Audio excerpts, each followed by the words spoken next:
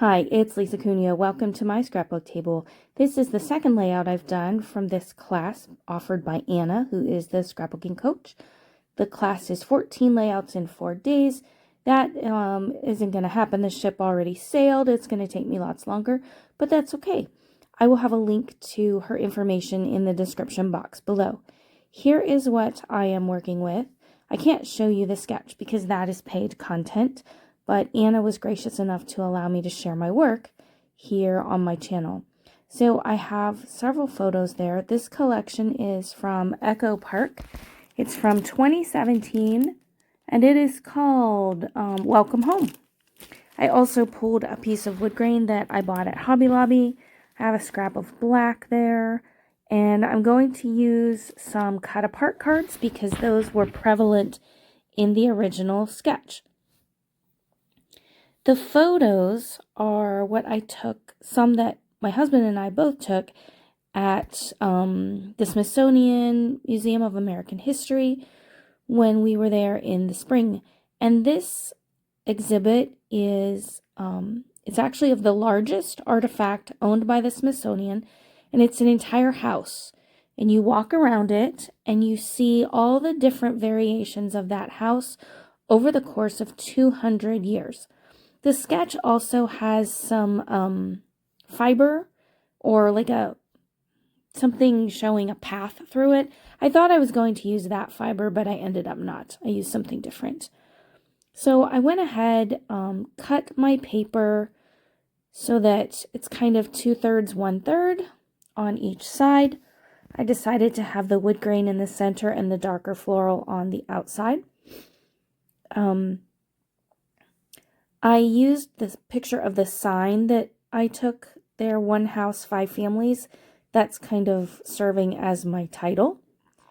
I am moving around some of these cut apart cards.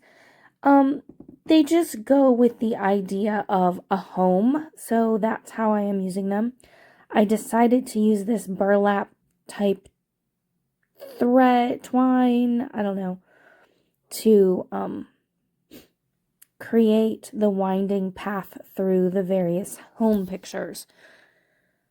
And I couldn't figure out really how I was going to adhere this down. What I decided to do was use some really thin double-sided tape and put in sections along it so that I could pull off one section at a time. Some of them came off really easy, some I struggled with. I decided to use that Tim Holtz, I don't know, craft pick, pokey tool, whatever you want to call it, to help me pull off the backing from that adhesive. And I just kind of made this meander around my photos and the cut apart cards. In a couple places where it was going to be under a significant portion of the photo, I cut it in pieces so that the photo wasn't so bumpy. And you'll see me do that here in just a moment. Excuse me. I'm sorry for my voice.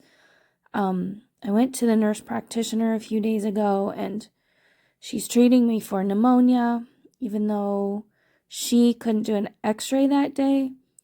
But she said if you're not significantly better in 48 hours, go to urgent care and get a chest x-ray. But it's been 48 hours, and while I am not completely better, I am much better. So I'm very grateful for the medications that I got. I'm feeling better. So, let's see. And I don't know the order that this will go up on my channel in, so I might be all better by the time this actually appears.